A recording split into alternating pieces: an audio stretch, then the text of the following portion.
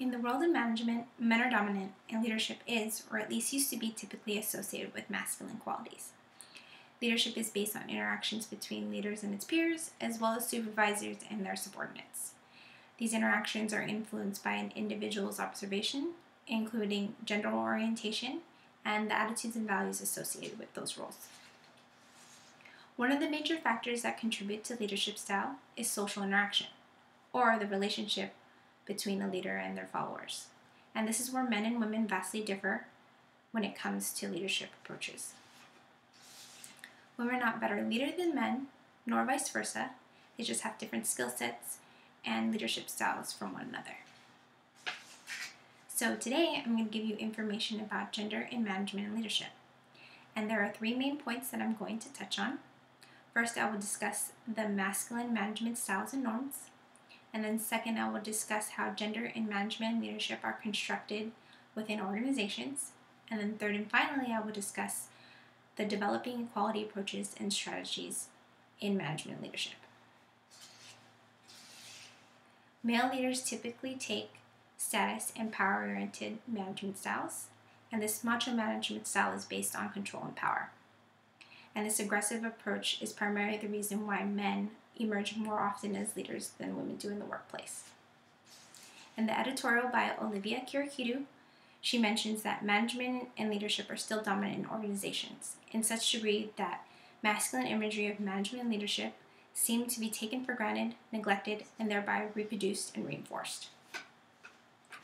This practice taken for granted is termed by Judith Butler, and these are norms of sex and gender being regulatory discourses that maintain dominant practices.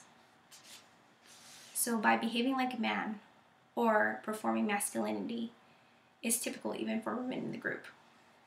Being assertive, controlling, and taking risks seems to, for some women, the only way to get ahead.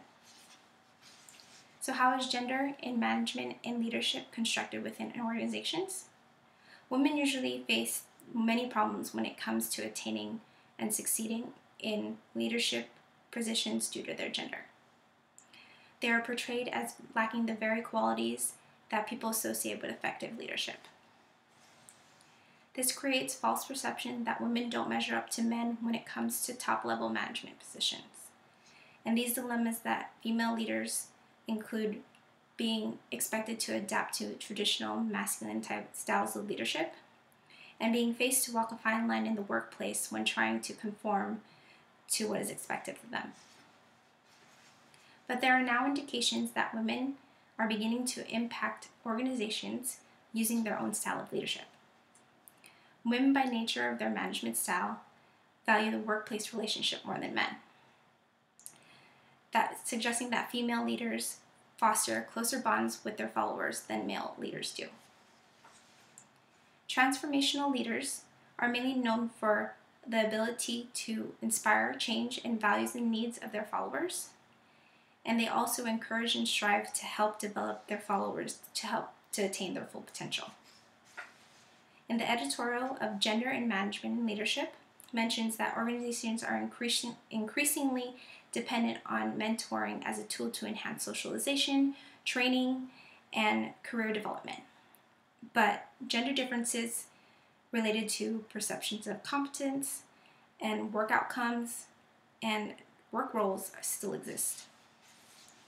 Mentoring can yield as important and positive benefits to individuals, such as higher compensation and increase in position opportunities. Mentoring also creates trust between a leader and their followers. And by focusing on this concept creates transformational leadership, which has been considered as a gender-neutral style of leadership now.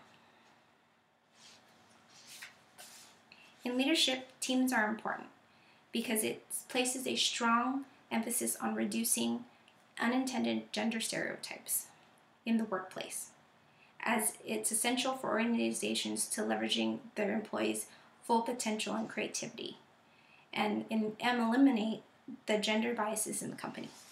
So I conclude that gender differences in leadership styles should not be seen competitively. Neither men or women are better leaders than others because each one of them have their own skill sets and leadership styles.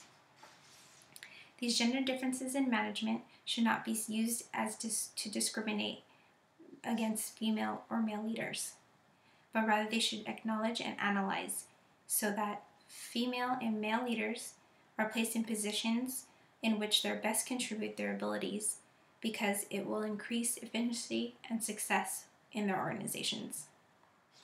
And that is my speech. Thank you.